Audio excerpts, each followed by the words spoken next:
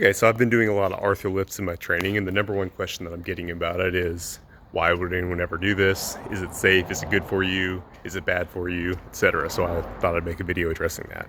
Let's start from the beginning. This lift is named after Arthur Saxon. He was a turn-of-the-century strongman that most people that are educated about the history of strength sports would probably list in the top 5 strongest natural men that ever lived.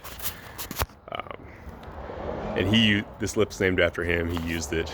Now, not every lift or feat of strength that was performed by a strongman is necessarily a good training tool, but in this case, I think it is. He had a lot of other feats that he was more known for in competition and performances.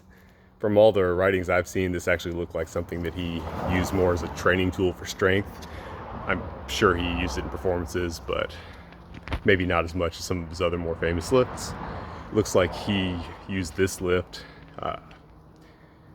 to start every training. He and his brothers, they would lift a heavy barbell in this fashion to their shoulders and then start taking walks with it. That's documented. So if one of the strongest men ever used this as a way to build strength, it's a good chance that it's useful for you. Secondly, it's a functional movement. It might not immediately appear as such, but bear with me. Now, here's how I've got my bar set up. You'll notice I've got bags tied to it instead of weights. There's a reason for that. We know in a lot of traditional cultures, carrying bundles, bags, pails of water, etc., tied to a staff was a common way to carry loads over distance. So think about how you would want to get a staff with a bundle tied to each end into a position for carrying.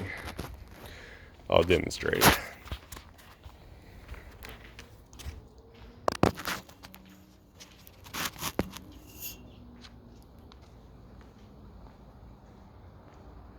Now, the most obvious way to get it up would be some variation of a clean.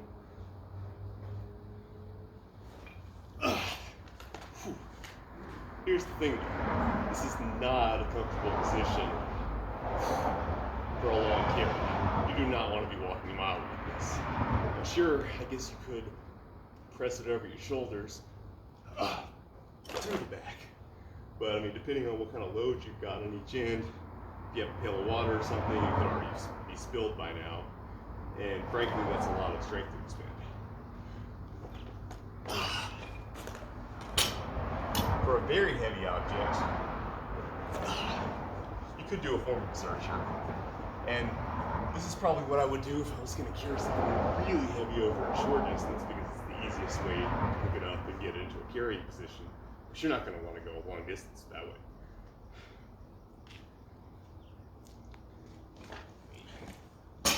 Far and away, the most efficient way to use your muscles to get the load to your back, which is the easiest carrying position, is going to be an arm.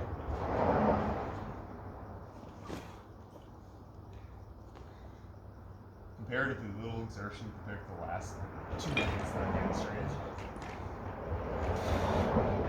Quite easy, even with a swinging weird bundle. Now I'm set. I could easily walk quite a good distance this way.